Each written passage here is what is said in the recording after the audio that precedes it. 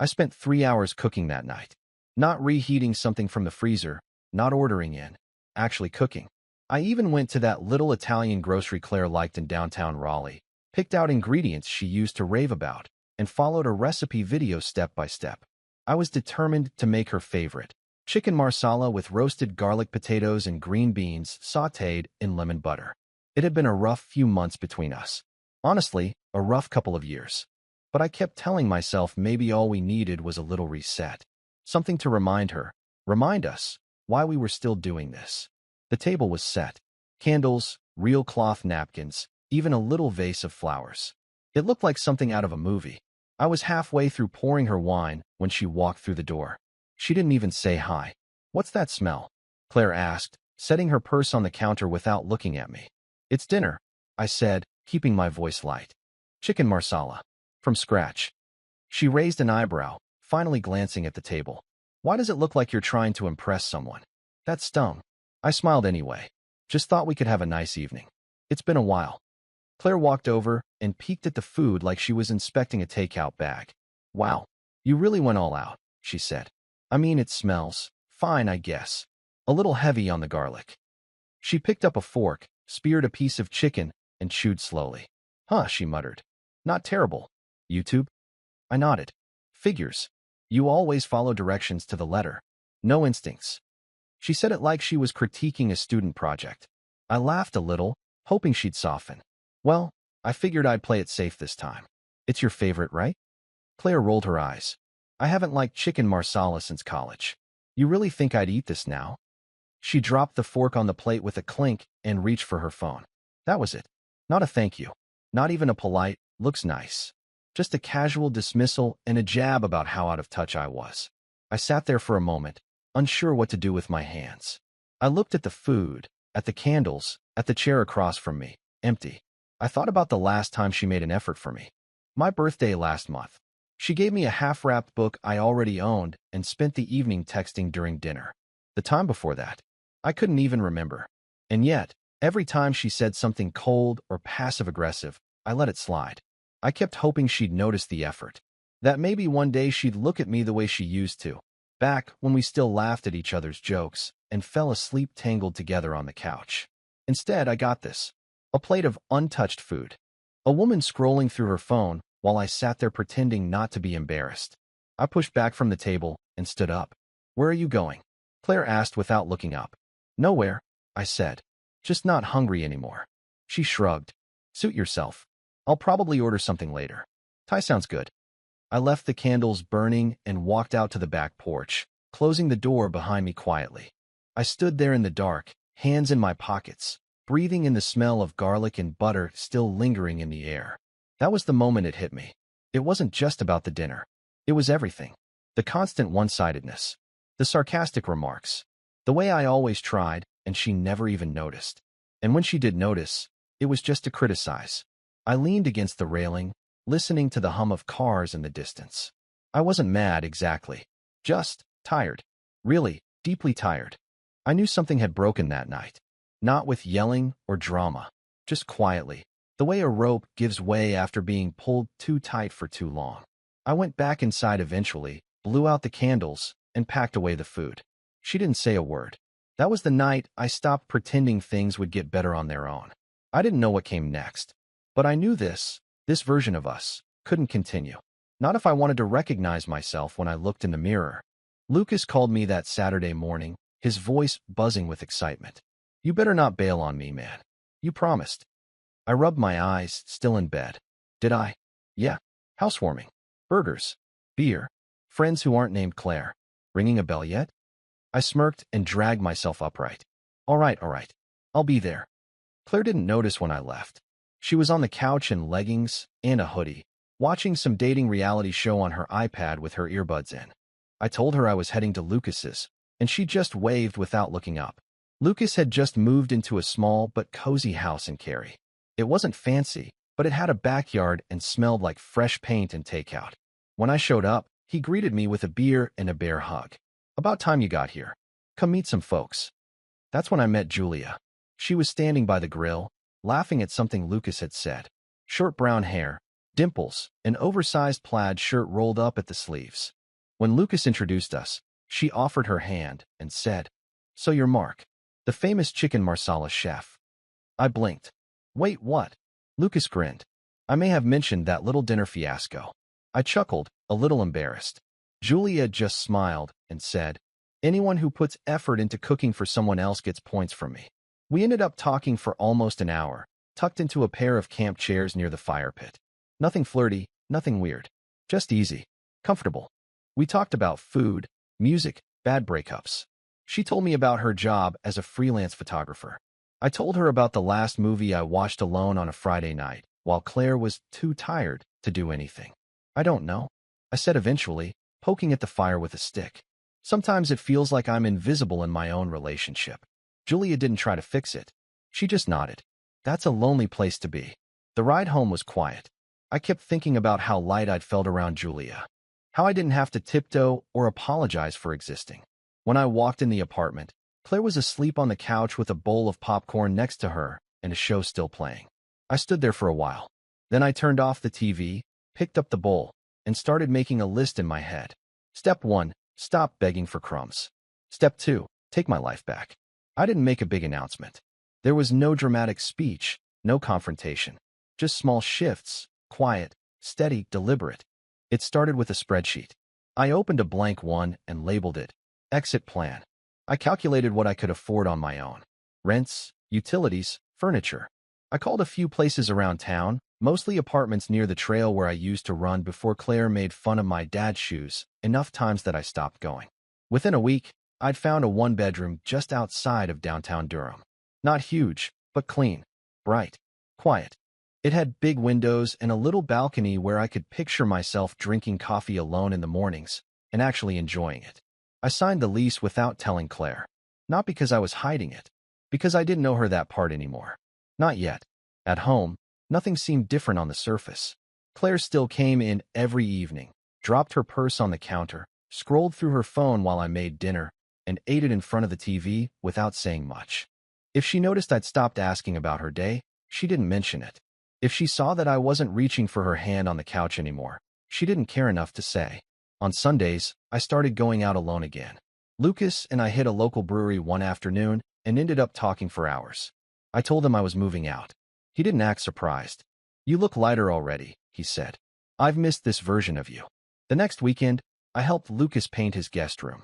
Julia stopped by to drop off some supplies and stayed for pizza. She didn't bring up Claire, and I didn't bring up the fact that talking to her felt more natural than anything I'd felt at home in months. Back at the apartment, I started packing in the evenings. One drawer at a time. My side of the closet. The box of books she never touched. Claire never noticed, or didn't care enough to ask. She had her own routine. Her headphones, her shows, her scrolling. Sometimes I'd watch her sitting there, laughing at some TikTok video while I boxed up my life 2 feet away, and I'd wonder how long she'd been living without me before I even realized I was gone. The move was set for the first weekend in May. I planned to do it clean. Quiet. No yelling. No tears. Just the sound of a door closing softly behind me. And for the first time in a long while, I felt like I was walking towards something, not away. The bathroom sink had been dripping for over a week. It wasn't a flood or anything, just an occasional plink every few minutes that echoed in the silence of the apartment. I had already packed most of my stuff into boxes stacked neatly in the hall closet, waiting for move-out day, but part of me wanted to see if Claire would notice. Maybe do something about it herself. Nope. That night, I finally brought it up while we were both in the kitchen. Claire stood at the stove, stirring pasta, earbuds in, humming along to whatever was playing. I leaned against the counter. "Hey, that leak in the bathroom's getting worse," I said. She didn't look up. So maybe you could call maintenance? Or at least report it." Claire pulled one earbud out. "Why can't you do it?" I exhaled through my nose. "I've done it the last 3 times. You live here too." She laughed under her breath and turned off the burner. "Oh my God, Mark. You are so needy lately. Like, clingy needy. What happened to you?" I blinked, caught off guard by how casually she said it. "I'm asking you to handle one basic thing around here," I said, keeping my voice calm. "That's not clingy. That's asking for partnership." Claire rolled her eyes as she poured the pasta into a strainer. "You've been in such a mood these days. Every little thing sets you off. It's like you won a trophy for existing. I felt the familiar heat rising in my chest, but I kept it in check. Claire, I said, I'm tired of feeling like everything I do is invisible. Like I'm just furniture in this place. She slammed the pot into the sink and turned to face me. Then maybe you should find someone who worships the ground you walk on. I'm not that person. If you don't like how I am, go find someone else. I nodded slowly, letting her words settle. I already have, I said. She blinked. What? I found someone else, I repeated, meeting her eyes. An apartment. A new place. A new start. Her mouth opened, but nothing came out. I move out next weekend. For the first time in a long time, Claire was completely silent. No eye roll. No sarcastic comeback. Just stillness. I walked past her and grabbed a glass of water from the cabinet like it was any other night. Calm. Collected. Because I wasn't bluffing. I wasn't trying to get a reaction. I was just done. The next morning, Claire was already on the phone when I got out of the shower. I could hear her pacing through the living room, her voice sharp and fast. Hi. Yeah, this is Claire Jensen. I live at 14B. My boyfriend Mark is trying to transfer the lease, and I need to stop that process. No, I'm not on the lease, but I've lived here for 3 years. I stood in the doorway, towel around my shoulders, and waited. She turned when she saw me, eyes narrowed. Yes, I understand. But it's my home too. Well, I mean, we've lived here together. I just don't think it's appropriate that he gets to hello? Hello? Claire pulled the phone away from her ear and stared at the screen. They hung up on me, she said. They didn't hang up, I replied, walking past her toward the bedroom. They ended the call. Legally, you don't have a say. She followed me. So you just made the decision without me? Like I don't matter? I zipped up a suitcase and set it beside the bed. You told me to find someone else, I said calmly. So I did. I found myself. I found peace. Claire laughed, but it was hollow. God, you're being so dramatic. I looked at her, really looked, and for the first time, I didn't feel nervous or defensive. I felt free. Claire, you've spent years making me feel like I'm not enough, I said. Like everything I do is something to roll your eyes at. Like I'm lucky to be tolerated. She scoffed. You're really throwing away 3 years over a couple of arguments? No, I said. You threw it away when you stopped trying. She stood there, arms crossed, shifting from foot to foot, like she was waiting for me to break. Like she expected me to fold, like always. But I didn't. I walked back to the hall closet, opened it, and pulled out another taped-up box. She watched me, confused by how quiet I was. No begging, no pleading, no tantrum, just calm, clear action. You've changed, she muttered. No, I said, looking her in the eyes. I've just stopped trying to convince you to care. Claire didn't know what to do with that. Her whole playbook was built around me reacting, apologizing, chasing, trying harder. But now, I was done playing her game. And without control, without power, Claire looked small, rattled, like someone who just realized the thing she thought would always stay, won't. Moving day started out calm. I got up early, made myself a coffee, and sat on the edge of the bed for a minute, staring at the boxes neatly stacked by the door. Claire was still asleep, buried under a mountain of pillows, oblivious. I'd arranged everything ahead of time. Movers, truck, and Lucas, who said he'd swing by with his pickup just in case. I wanted the whole thing done in a few hours, simple and clean. At 9:02 a.m., I rolled the first suitcase out the front door. That was the exact moment Claire snapped awake. Wait, are you doing this now? She called from the bedroom. I didn't answer. She came into the living room barefoot, arms crossed, wearing one of my old t-shirts like it still meant something. You're seriously just leaving? The lease is in my name, I said. I gave notice. I scheduled movers. You knew this was happening. She scoffed. I didn't think you'd actually go through with it. I opened the front door wider. The movers were already backing the truck into the parking lot. Then came the sound of keys jangling. Lucas had arrived. He gave me a quick nod as he walked up with 2 coffees in hand. Claire's face twisted. You brought help? Yeah, I said. I brought help. That's when she bolted out the door in her slippers, rushed down the front steps, and parked her car sideways across the driveway, blocking the truck. Lucas looked at me, then at her. You want me to say something? No, I said. Let her tire herself out. Claire stood there with her arms spread wide like she was stopping traffic. You're not doing this, Mark. Not like this. But I was. I called the truck driver and told him to hang back a few minutes. Then I grabbed the first box and walked it out to Lucas's truck. He opened the tailgate without a word. Claire was shouting something behind us about how unfair this was, how I was abandoning her, how I was throwing away everything we'd built, but it all felt like background noise, like a TV on in another room. 10 minutes later, Julia pulled up. She waved as she got out, her girlfriend Sarah climbing out of the passenger seat behind her. They both wore moving gloves and carried iced coffees. Claire's mouth literally dropped open. "Oh," she said, voice flat. "Her." Julia smiled, unfazed. "Hey, Claire." "Morning." Claire looked back and forth between Julia and Sarah, then to me. "You're seriously letting them help you?"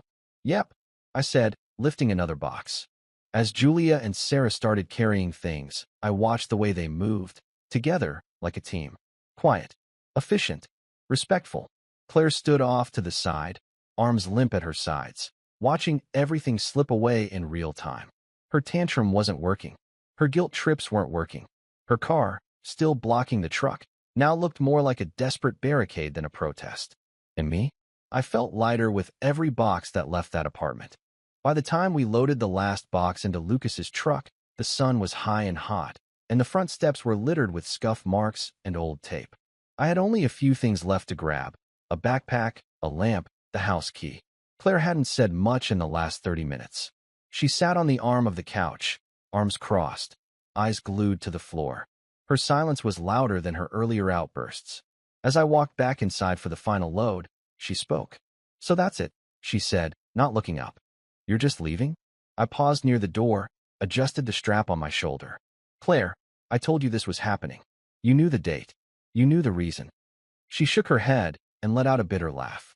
"No, I didn't know you were serious. I didn't think you'd actually walk out on us." I stayed quiet for a second. "Claire, what us? You checked out a long time ago." She finally looked up. Her eyes were sharp. "Wow, so now it's all my fault." I met her gaze. "It's not about blame. It's about reality." She stood, walked toward me, slower now, her voice softer but full of accusation. "You blindsided me. We had problems, yeah, but everybody does. You don't just abandon a 3-year relationship like that." I stared at her, not angry, just tired. "Claire, I spent the last year begging for your attention, trying to make things work.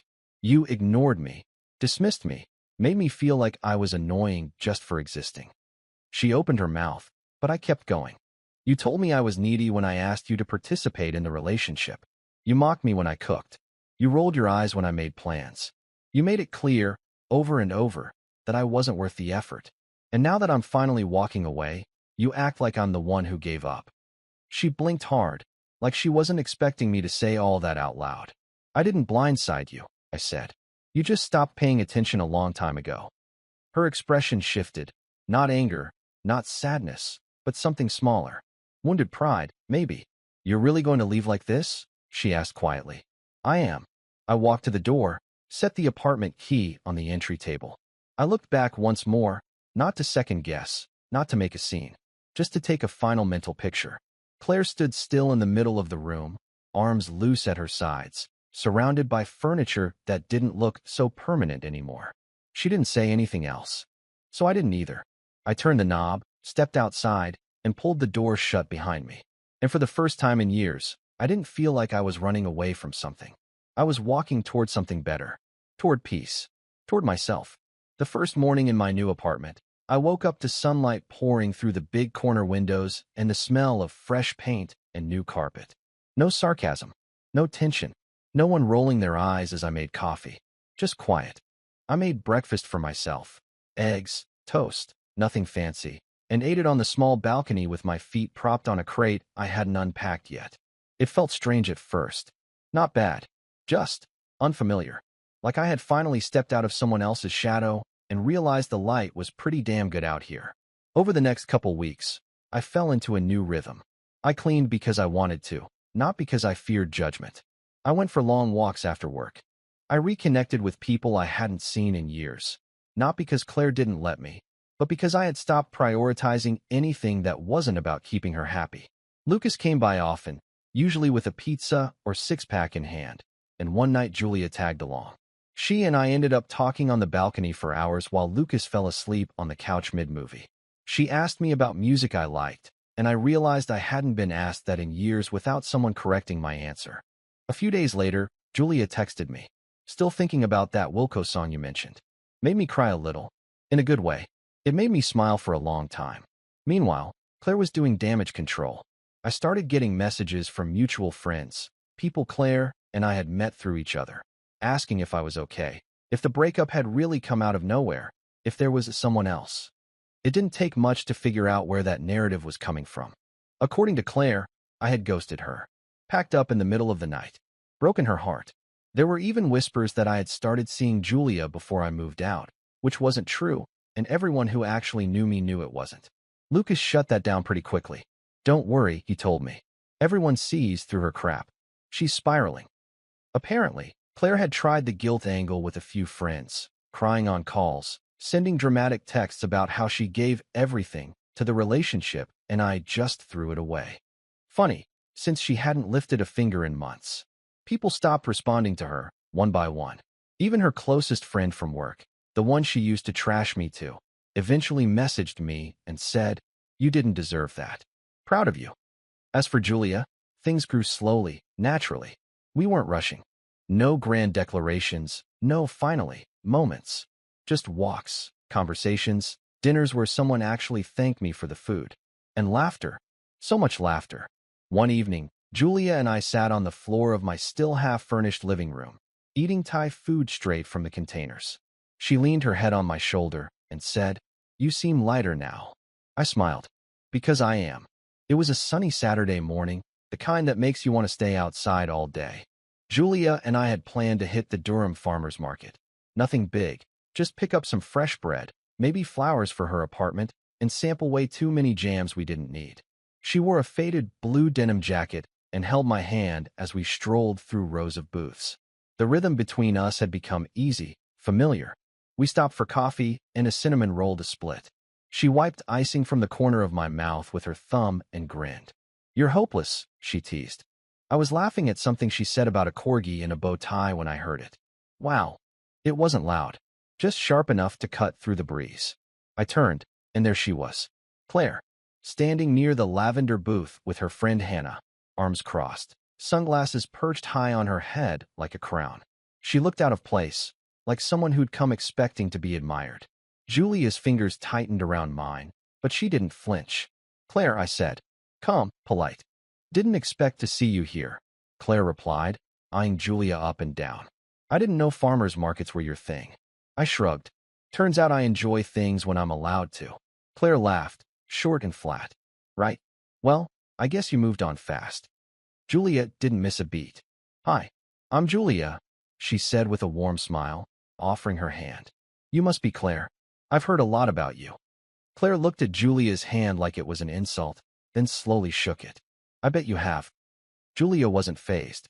"Mark and I were just talking about the lemon scones. Want a recommendation?"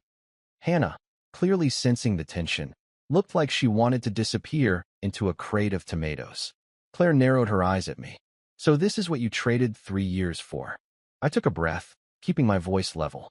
"No, I left because I wasn't respected. I wasn't seen. That was the real trade." Claire's mouth opened slightly, then shut again. Her expression faltered for the first time, like she didn't have a follow-up. "We should keep moving," Julia said cheerfully, already steering me away. As we walked off, I glanced back once. Claire stood there, her arms now hanging awkwardly by her sides, Hannah whispering something beside her. Julia leaned into me. "You okay?" I nodded. "Actually, yeah, I am." She smiled and took another bite of the cinnamon roll. "Good. Now let's go find those scones." And just like that, we kept walking, forward, together, where the air felt lighter and the past couldn't touch us anymore.